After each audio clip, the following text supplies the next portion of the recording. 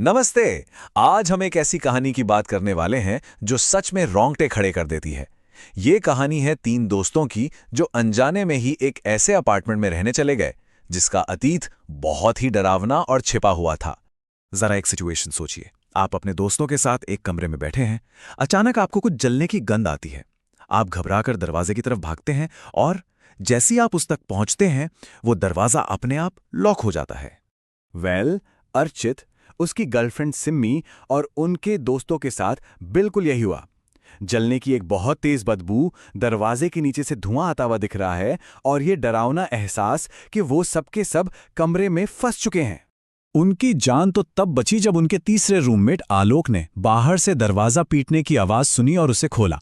लेकिन जब वो किचन में पहुंचे तो जो उन्होंने देखा वो और भी ज्यादा अजीब था। सिम्मी जो आलू की सब्जी बना रही थी वो सब्जी गायब थी। कढ़ाई जलकर एकदम काली हो चुकी थी और गैस की आंच पता नहीं कैसे अपने आप तेज हो गई थी। और ये तो बस उस लंबी और भयानक कहानी की एक छोटी सी शुरुआत थी।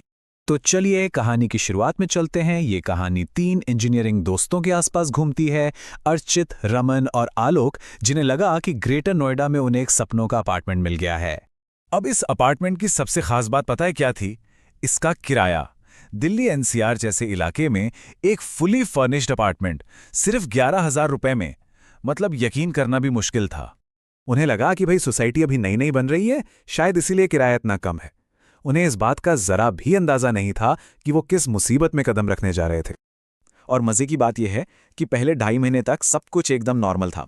घर में पार्टियां होती थीं, दोस्त आते जाते थे, मतलब एक टिपिकल बैचलर पैड वाला माहौल था। और शायद इसी वजह से बाद में जो हुआ वो और भी ज्यादा डरावना बन गया। तो चलिए देखते हैं कि ये सब शुरू कैसे हुआ। गड़बड़ होने का जो पहला सिग्नल था ना, वो बहुत ही मामूली था, जिसे उन लोगों ने आसानी से नजरअंदाज कर दिया। यहां से ना चीजें तेजी से बदलने लगी। अर्चित के एक्सीडेंट से लेकर लॉकडाउन के दौरान उस अजीब मौजूदगी के एहसास तक, उस अपार्टमेंट का खौफ धीरे धीरे अपना रंग दिखा रहा था। हुआ ये कि एक रात अर्चित की बाइक का एक्सीडेंट हो गया। उसका कहना था कि सड़क के बीचों बीच अचानक एक औरत आ गई थी और उसे बचाने के चक्कर में बाइक गिर गई। लेकिन उसके दोस्त आलोक को वहां कोई नहीं दिखा। अर्चित की कॉलर बोन टूट गई, पर दोस्तों ने सोचा कि वो नशे में होगा और बात आई गई हो गई। फिर लगा कोविड लॉकडाउन और अब ये तीनों दोस्त उसी अपार्टमेंट में फंस गए। और तभी तीनों को एक अजीब भारीपन सा महसूस होने लगा, जैसे कि घर में उनके अलावा कोई चौथा भी है जो हर वक्त वही रहता है और उनकी सारी बातें सुनता है। लेकिन ये जो हल्का सा एहसास था ना, ये बहुत जल्द ही साफ साफ दिखने वाली बहुत ही डरावनी घटनाओं में बदलने वाला था। अब गतिविधियां सिर्फ महसूस होने से बढ़कर दिखाई देने लगी थीं। कभी हॉल में रखा कैरम बोर्ड जोर से अपने आप पलट जाता, तो कभी लिविंग रूम का टीवी खुद ब खुद चालू हो जाता। रातों में किसी औरत के सिसकने और दर्द से चीखने की आवाजें आने लगीं। तीनों दोस्त अब सच में दहशत में थे। लेकिन जो रमन के साथ हुआ वो सबसे ज्यादा भयानक था। सोचिए, 13वीं मंजिल की बालकनी का दरवाजे पर कोई दस्तक दे रहा है। वो डर के मारे कमरे से भागने की कोशिश करता है और एक अनदेखी ताकत उसे रोककर वापस बिस्तर पर जोर से फेंक देती है। मतलब ये अब सिर्फ एक मौजूदगी नहीं थी, ये एक आक्रामक ताकत थी जो उन पर सीधा हमला कर रही थी। अर्चित को अब पक्का यकीन हो गया था कि उसके बाइक एक्सीडेंट का उस अपार्टमेंट से कोई ना कोई कनेक्शन जरूर है। लेकिन लॉकडाउन की वजह से वो कहीं जा भी नहीं सकते थे। उनके पास वहां रहने के सिवा और कोई चारा नहीं था। तो ये जो बढ़ता हुआ डर था और अर्चित और उसकी गर्लफ्रेंड के बीच लगातार हो रहे झगड़े थे, इन सब का अंत एक ऐसे सपने से हुआ जिसने सब कुछ बदल कर रख दिया। अर्चित ने एक सपना देखा जो इतना असली था कि वो हकीकत लग रहा था।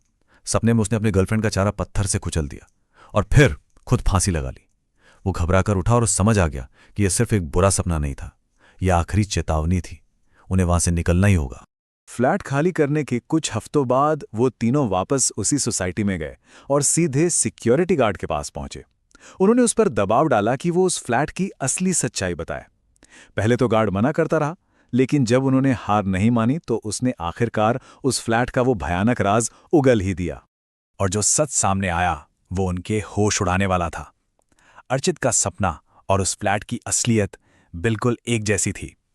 गार्ड ने बताया कि उस फ्लैट के जो असली मालिक थे, एक पति पत्नी, उन्होंने ठीक उसी फ्लैट में एक दूसरे की जान ले ली थी।